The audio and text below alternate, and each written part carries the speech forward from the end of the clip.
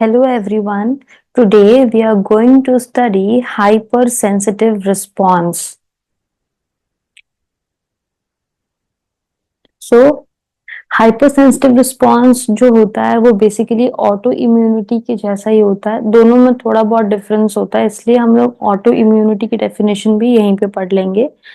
Basically अगर हम auto immunity की बात करें तो यहाँ पे हमारी बॉडी का खुद का एंटीजन आता है, हमारी बॉडी में सेल्फ एंटीजन का अटैक होता है। तो सेल्फ एंटीजन यहाँ पे रोल प्ले करता है। हाइपर सेंसिटिविटी में क्या होता है, कोई भी फॉरेन एंटीजन आता है। फॉरेन का मतलब बाहर का एंटीजन हमारी बॉडी में आता है तो हाइपर सेंसिटिव रिस्पॉन्स होता है। अभी रिस्पॉन्स क्या होता है, जैसे कोई भी फॉरेन एंटीजन हमारी बॉडी में आया तो एंटर्स बॉडी, तो यहाँ पे हमारे इम्यून सिस्टम क्या होंगे, हाइपर एक्टिव हो जाएंगे। जैसे ही हमारे इम्यून सिस्टम हाइपर एक्टिव हो जाएंगे तो उसे हम हाइपर सेंसिटिविटी कहते हैं।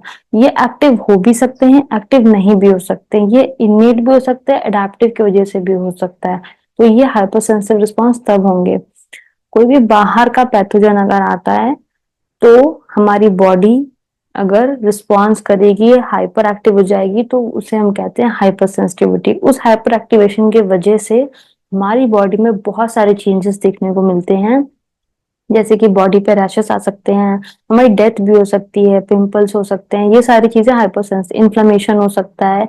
तो ये सारी चीजें हाइपर सेंसिटिव रिस्पॉन्स के बदले में होती हैं। ऑटो इम्यूनिटी क्या होता है, हमारे ही बॉडी के अंदर कोई नया एंटीजन पैदा हो जाएगा और वो हमारे ही कोई इम्यून सिस्टम का फेलियर करेगा, तो उसे कहते हैं ऑटो इम्यूनिटी। जैसे कि कोविड के केस में जो निमोनिया डेवलप हो गया था वो हमारी ही बॉडी की वजह से, हमारी इम्यून सिस्टम की वजह से डेवलप हुआ था। निमोनिया कोई बाहर से निमोनिया कॉज करने के लिए नहीं आया था, तो इसलिए हमारे बॉडी में ऑटो इम्यूनिटी देखी गई थी। Some immune mediated disorders are caused by a failure of immune tolerance. हमारा इम्यून सिस्टम ही हमें हमारी इम्यूनिटी को टॉलरेट नहीं कर पाता, जिसकी वजह से ऑटो इम्यूनिटी होती है। हाइपर सेंसिटिव रिस्पॉन्स में फॉरेन पार्टिकल आता है। ये आप बस एक पॉइंट ही याद रखेंगे तो आपको समझ में आ जाएगा difference. And inappropriately vigorous innate and adaptive response to antigen that pose little और नो थ्रेट। यहाँ पे छोटी सी स्टोरी दी गई थी बुक में, तो मैंने यहाँ पे कट पेस्ट कर दिया है। एक बार से क्विक क्विक इसका रिव्यू ले लेते हैं। Two French scientist Paul Portier and Charles Richet were the first recognise and describe hyper sensitivities. इन्होंने फर्स्ट टाइम डिस्क्राइब किया था in the early 20th century as part of their studies of the responses of bathers in the Mediterranean to the stings of Portuguese man of war, जिसे हम jellyfish कहते हैं, इसका scientific name फिसालिया फिसालिस है। They demonstrated that the toxic agent in the sting was a small protein. उस एक यहाँ पे एक ऑर्गेनिज्म, एक जेलीफिश थी, उसके स्टिंग में एक प्रोटीन थी जो कि टॉक्सिक थी। They reason that eliciting an antibody response that could neutralize the toxin may serve to protect the host. अब ये जिसको भी अगर ये जिस मतलब ये स्टिंग जिसमें भी चला गया तो उसको उसकी डेथ हो जा रही थी वहां पे। तो क्या हुआ था, अगर हम क्या करें, इसकी जो स्टिंग थी, जैसे ये जो जेलीफिश थी, जेलीफिश की जो ये स्टिंग थी, मान लो कि ये स्टिंग है जेलीफिश की और ये है टॉक्सिक है, मतलब अगर ये हमारे ऊपर लग गई ह्यूमन बीइंग पे तो ह्यूमन बीइंग की डेथ हो जाएगी। तो क्यों ना हम इस टॉक्सिक को न्यूट्रलाइज कर दे, तो ऐसे कुछ एंटीबॉडी रिस्पॉन्स बनाई गई थी। Therefore, they injected low dose of toxin into the dog to elicit an immune response. तो इस टॉक्सिन का लो डोज थोड़ा सा डॉग में डाला गया था, डॉग में इंजेक्ट किया गया। तो क्या देखने को मिला, they injected low dose of toxin into dog to elicit an immune response and followed with the booster injections a few weeks later. However, instead of generating a protective antibody response, अब इस अब इस dog को तो इस foreign particle के खिलाफ एक एंटीबॉडी रिस्पॉन्स जनरेट करना चाहिए था, लेकिन उस डॉग ने कोई भी रिस्पॉन्स जनरेट नहीं किया। मतलब कि मान लो कि अगर हमें कोई भी बैक्टीरियल इन्फेक्शन हो जाता है तो हमारी बॉडी एंटीबॉडी रिस्पॉन्स जनरेट करती है, उसको किल करने की कोशिश करती है। तो यहाँ पे क्या हुआ था, वैसे ही डॉग में ये टॉक्सिन इंजेक्ट किया गया, फिसालिया फिसालिस का स्टिंग इंजेक्ट किया था। तो इस डॉग ने क्या किया, एक रिस्पॉन्स दिखाने की बजाय उसको क्या हो गया, immediately to the second injection with vomiting, diarrhea and asphyxia and death. ये सारी उसकी कैरेक्टरिस्टिक्स जो थे वो डॉग में दिखने लग गए जैसे ही उन्होंने थोड़ा सा और हैवी डोज बढ़ाया। तो Richard coined the term anaphylaxis. तो ये जो सेकेंडरी रिस्पॉन्सेस थे, जो भी पैथोजन के खिलाफ डॉग ने अपनी बॉडी में जो रिस्पॉन्स जनरेट किया था, उसको उन्होंने कहा एनाफाइलैक्सिस टर्म दिया था, derive from the Greek word translated loosely as against protection. To describe this overreaction of the immune system, the first description of a hypersensitivity reaction.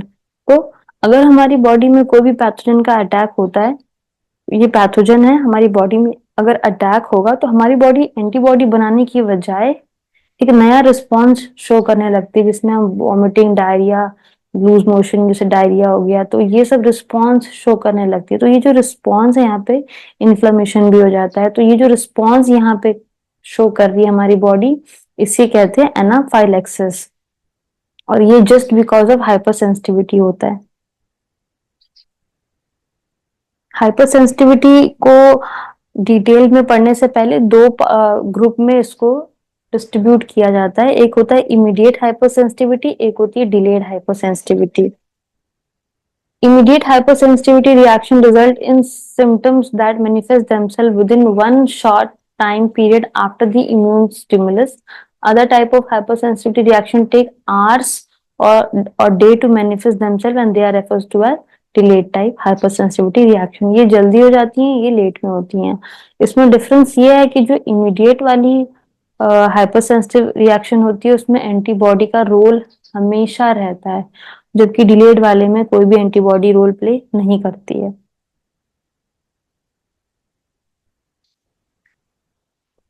Basically हम लोग हाइपर सेंसिटिव रिस्पॉन्स को 4 part में divide करते हैं, type 1, type 2, type 3 and type 4। Type 1 हम लोग इस video में पढ़ेंगे क्योंकि ये काफी इसको एक्सप्लेनेशन की जरूरत पड़ती है। ये अभी चारों का एक छोटा सा समरी टाइप है। Type 1 hypersensitivity is also known as immediate reaction and involves immunoglobulin E. ये important है। Mediated release of antibodies against the soluble antigen. This result in mast cell degranulation. इसके वजह से mast cell का degranulation होने लगता है। Degranulation का मतलब होता है अगर ये सेल है तो सेल जो है ब्रेक डाउन हो जाएगा और उसके अंदर के जो ग्रैन्युल्स है बाहर आ जाएंगे, and release of histamines and other inflammatory mediators. तो टाइप 1 हाइपरसेंसिटिविटी में क्या होगा, आईजीई एक्टिवेट होगा, वो क्या करेगा, जाकर के मास्ट सेल को एक्टिवेट करेगा। मास्ट सेल क्या करेगा, डीग्रैन्युलेट करेगा, उसके बाद उसके अंदर के जो भी यहाँ पे प्रोटीन्स प्रेजेंट है वो बाहर आएंगे और एक रिएक्शन जनरेट करेंगे। इनकी वजह से क्या क्या होता है हम ये भी पढ़ेंगे। इनमें कौन कौन से ग्रैन्युल्स में क्या क्या प्रोटीन्स है वो भी हम पढ़ेंगे। Type 2 hypersensitivity is also known as cytotoxic reaction and engages। यहाँ पे डिफरेंस ये है टाइप 1 टाइप 2 में कि यहाँ पे आईजीजी और आईजीएम एंटीबॉडी रिस्पॉन्सिबल होती है, लीडिंग टू कॉम्प्लीमेंट सिस्टम भी यहाँ पे एक्टिवेट होता है और यहाँ पे सेल की डैमेज और लाइसिस की जाती है। हाइपरसेंसिटिविटी 3, हाइपरसेंसिटिविटी 3 में 1 और 2 के मुकाबले में डिफरेंस ये है कि यहाँ पे जो है इम्यून कॉम्प्लेक्स बनता है। इम्यून कॉम्प्लेक्स का मतलब यह क्या हुआ, एंटीजन और एंटीबॉडी का यहाँ पे कॉम्प्लेक्स बनेगा जिसे हम कहते हैं इम्यूनो कॉम्प्लेक्स। इन दोनों में कॉम्प्लेक्स नहीं बना था, यहाँ पे कोई भी एंटीजन का रोल प्ले नहीं हुआ था, सिर्फ यहाँ पे एंटीबॉडी, यहाँ पे भी एंटीबॉडी का रोल था। टाइप 4 हाइपरसेंसिटिविटी को हम डिलेड टाइप भी कहते हैं। ये सारी की सारी जो थी ऊपर की तीनों ये इमीडिएट थी, लास्ट वाली जो टाइप 4 है ये डिलेड टाइप है। Involve T cell mediated reactions, क्योंकि इसमें टी सेल का रोल आता है। टी सेल तो काफी देर बाद एक्टिवेट होती है। टी सेल और macrophages are activated as a result of cytokine release leading to tissue damage. ठीक है, अब हम पढ़ने जा रहे हैं टाइप 1 हाइपरसेंसिटिविटी। टाइप 1 हाइपरसेंसिटिविटी, यहाँ पे कुछ हमारे पास एलर्जन मॉलिक्यूल्स होते हैं। ये एलर्जन कोई भी फॉरेन पार्टिकल्स होते हैं, कोई भी फूड प्रोडक्ट हो सकता है जिसकी वजह से हमारी बॉडी में एलर्जी कॉज होती है। तो इस एंटीजन को हम लोग यहाँ पे एलर्जन नाम दे देते हैं। ये एलर्जन मॉलिक्यूल्स आगे हमारी बॉडी में जैसे ही एंटर्स करते हैं, एंटर्स बॉडी, तो हमारी बॉडी में क्या होता है, antigen presenting cell, APC cell present होती हैं जो इस एलर्जन को रिसीव कर लेती हैं। जैसे ही उन्होंने एंटीजन प्रेजेंटिंग सेल्स ने एलर्जन को रिसीव किया, वो आगे टी सेल को प्रेजेंट करती हैं। लेकिन ये जो एलर्जन रिसीव किया एपीसी ने, कौन सी सेल होती है, तो ये हमारी बी सेल भी हो सकती है, ये डेंड्राइटिक सेल भी हो सकती है, और ये मैक्रोफाजेस भी हो सकते हैं, कोई भी हो सकती है। तो यहाँ पे एपीसी ने क्या किया, एलर्जन को अपने ऊपर रिसीव किया। उसके बाद ये क्या करती है, इस एलर्जन को लिम्फ नोड में लेके जाती है।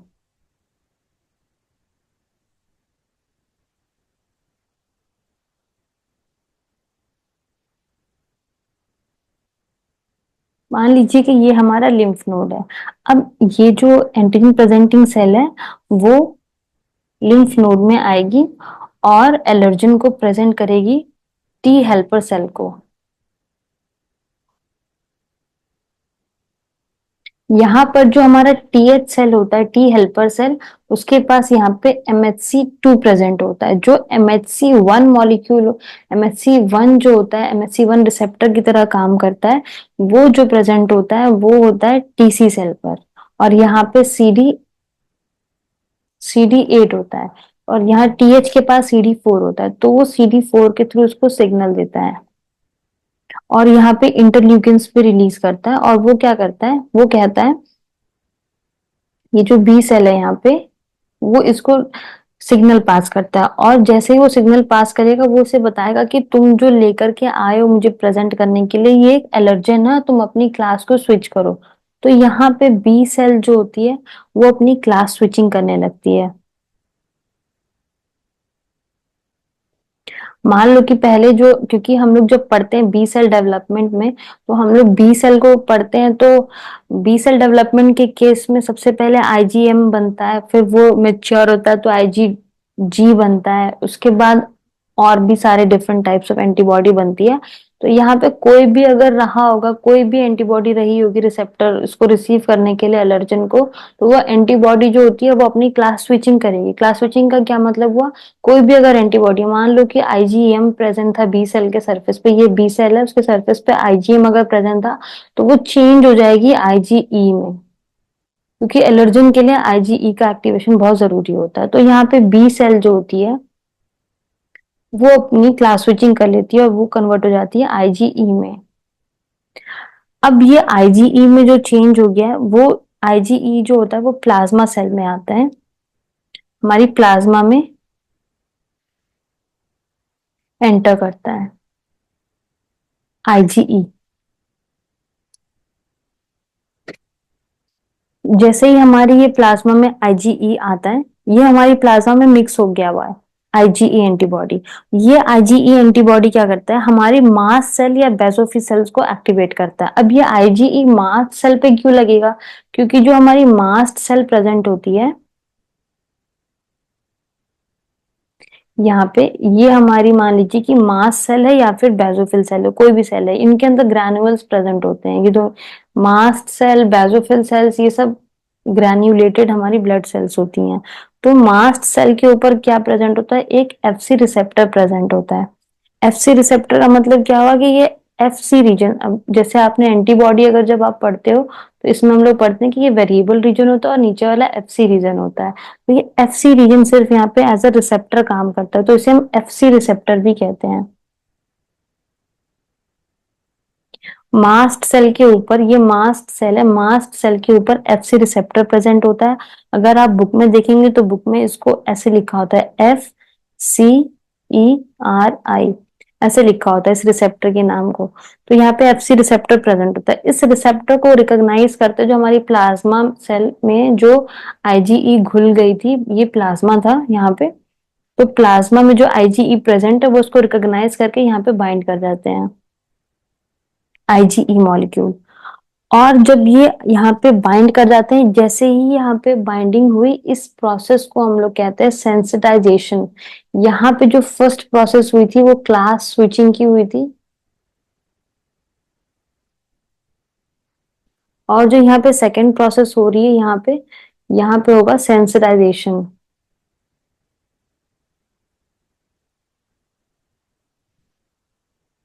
सेंसिटाइजेशन का मतलब क्या हुआ, जब आईजीई मॉलिक्यूल जो होता है वो आईजीएम के ऊपर उसके एफसी रिसेप्टर पे आके बाइंड करता है, तो इसे हम लोग कहते हैं सेंसिटाइजेशन।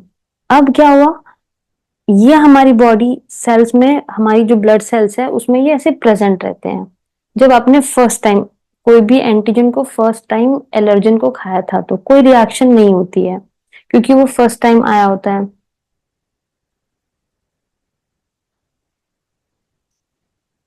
अब जैसे ही हमारे यहाँ पे एफसी रिसेप्टर पे आया तो मास्ट सेल एक्टिवेट हो गया था। अब मास्ट सेल के ऊपर क्या होगा, बहुत सारा आईजी आके बाइंड करता जाएगा और वो हमारी बॉडी में पड़े रहेंगे सब्सिक्वेंट एक्सपोजर के लिए। अब जैसे ही सब्सिक्वेंट एक्सपोजर होगा यहाँ पे, सब्सिक्वेंट एक्सपोजर का मतलब क्या हुआ, दोबारा से जब एलर्जन यहाँ पे आया,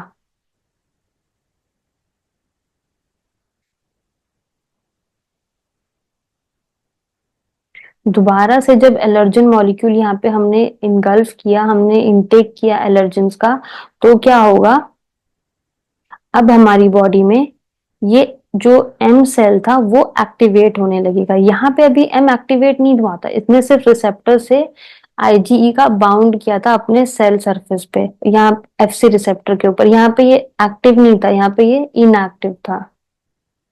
अब यहाँ पे जो मास्ट सेल या बेसोफिल सेल्स है, यहाँ पे उसका एक्टिवेशन होगा यहाँ पे। अब ये एक्टिवेट कैसे होते हैं, तो जो इनके सर के ऊपर यहाँ पे आईजीई, ये जो इनका एफसी रिसेप्टर है यहाँ पे, क्योंकि एक रिसेप्टर तो प्रेजेंट नहीं होते, बहुत सारे रिसेप्टर्स प्रेजेंट होते हैं, तो इनके रिसेप्टर्स के ऊपर यहाँ पे बाइंड किया था आईजीई ने। बहुत सारे आईजीई यहाँ पे आके बाइंड करे रहते हैं, तो जैसे ही एलर्जन आया, वो एलर्जन कहाँ पे आके बाइंड करता है, इनके बीच में आके बाइंड करता है। दो एंटीबॉडी जो होती है आईजीई की, उनके बीच में आके हमारा एलर्जन यहाँ पे बाइंड करेगा। तो इस प्रोसेस को हम कहते हैं क्रॉस लिंकिंग। यहाँ पे जो ये प्रोसेस हुई यहाँ पे, इसे कहेंगे क्रॉस लिंकिंग। यहाँ पे एलर्जन की क्रॉस लिंकिंग की जाती है एंटीबॉडी के ऊपर। जैसे ही यहाँ पे एलर्जन की क्रॉस लिंकिंग हुई, यहाँ पे जो हमारी मास्ट सेल है वो जो है ब्रेक डाउन हो जाएगी, और मास्ट सेल जब ब्रेक डाउन होगी तो उसके अंदर जितने भी ग्रैन्युअल्स यहाँ पे प्रेजेंट है वो बाहर रिलीज होने लगेंगे हमारी ब्लड में। तो जैसे ही ग्रैन्युअल्स रिलीज होने लगे, इन ग्रैन्युअल्स में बहुत सारी डिफरेंट टाइप्स ऑफ प्रोटीन होती है, जैसे कि हिस्टामिन। तो जैसे ही हमारी बॉडी में ग्रैनुअल्स रिलीज हुए, ये आगे चल के कोई भी अदर मीडिएटेड फैक्टर्स को सिंथेसाइज करते हैं, और भी जो फैक्टर्स प्रेजेंट है उनको सिंथेसाइज करेंगे और यहाँ पे हाइपर सेंसिटिविटी कॉज करेंगे।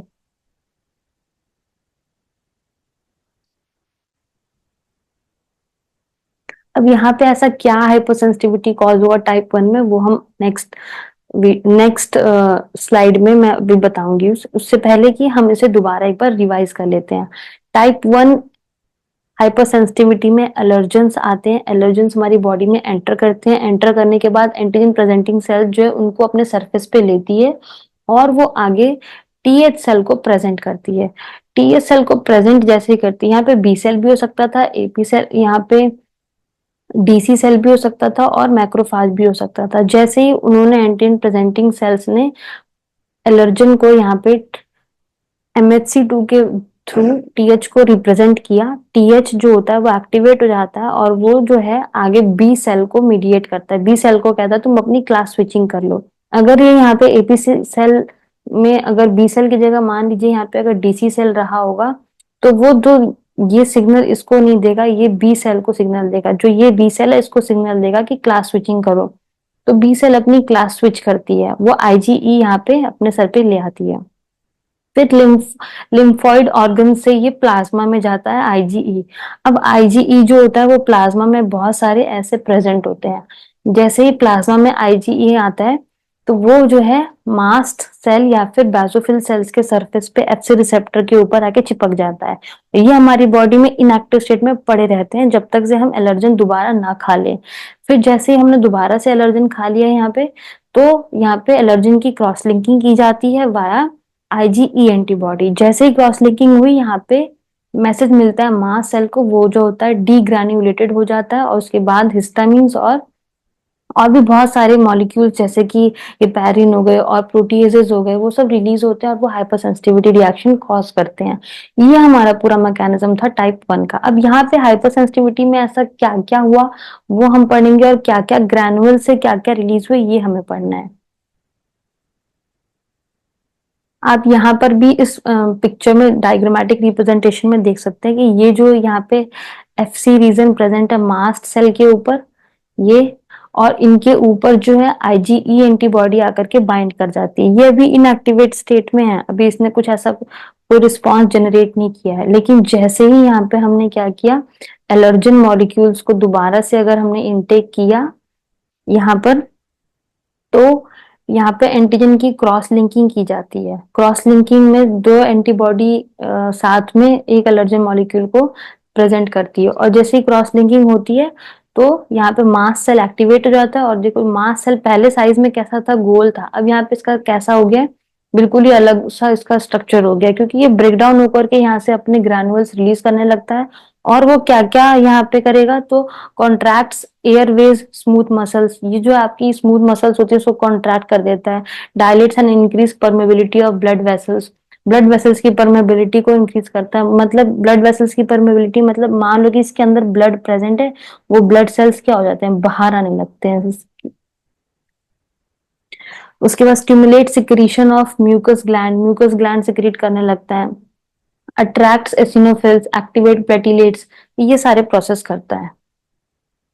वही जो मैंने आपको अभी डायग्राम में बताया था, सेम ये बुक से मैंने लिया है, ओबेस इम्यूनोलॉजी की बुक से।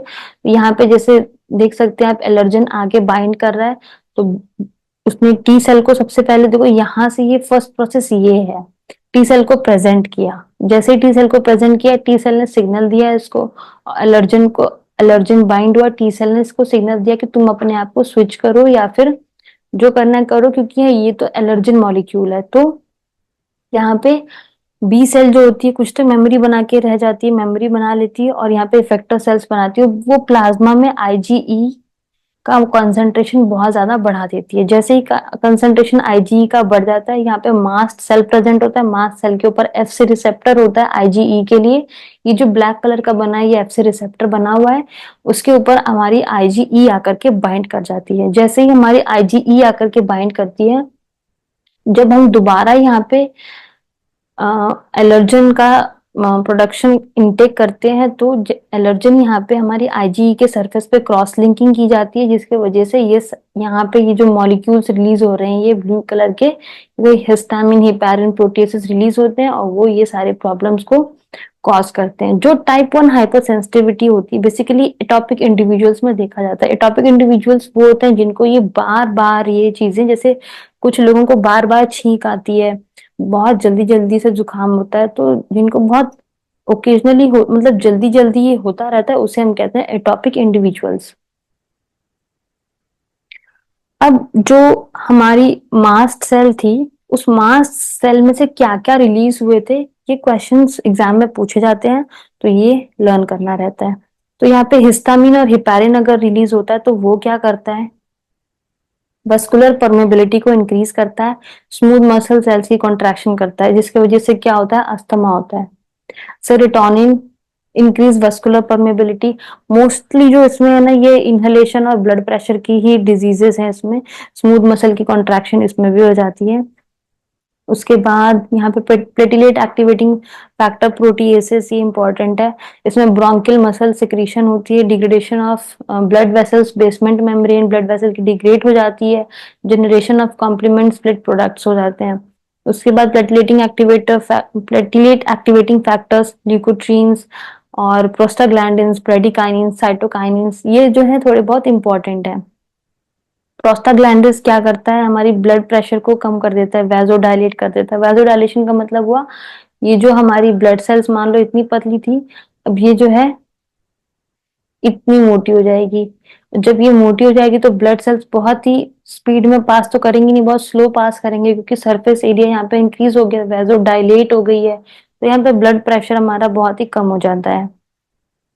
ब्रेडिकाइनिन जो होता है इंक्रीज करता है वस्कुलर परमेबिलिटी और स्मूथ मसल कॉन्ट्रैक्शन, इसमें भी इनहेलेशन में प्रॉब्लम होगी जिसकी वजह से अस्थमा कॉज होता है। तो ये कुछ थे जो मैक्रोफा ये सॉरी जो मास्ट सेल या बेसोफिल सेल से जो ग्रैन्युल्स रिलीज हुए थे वो ये ग्रैन्युल्स थे। ये ग्रैन्युल्स हमारी बॉडी में क्या क्या रिस्पॉन्स करते हैं, क्या प्राइमरी रिस्पॉन्स करते हैं, क्या सेकेंडरी रिस्पॉन्स करते हैं, ये जो रिस्पॉन्स है ये हाइपर सेंसिटिव रिस्पॉन्स है। तो आई होप आपको हाइपर सेंसिटिविटी समझ में आई होगी। नेक्स्ट वीडियो में हम लोग हाइपर सेंसिटिविटी 2 पढ़ेंगे। Thank you.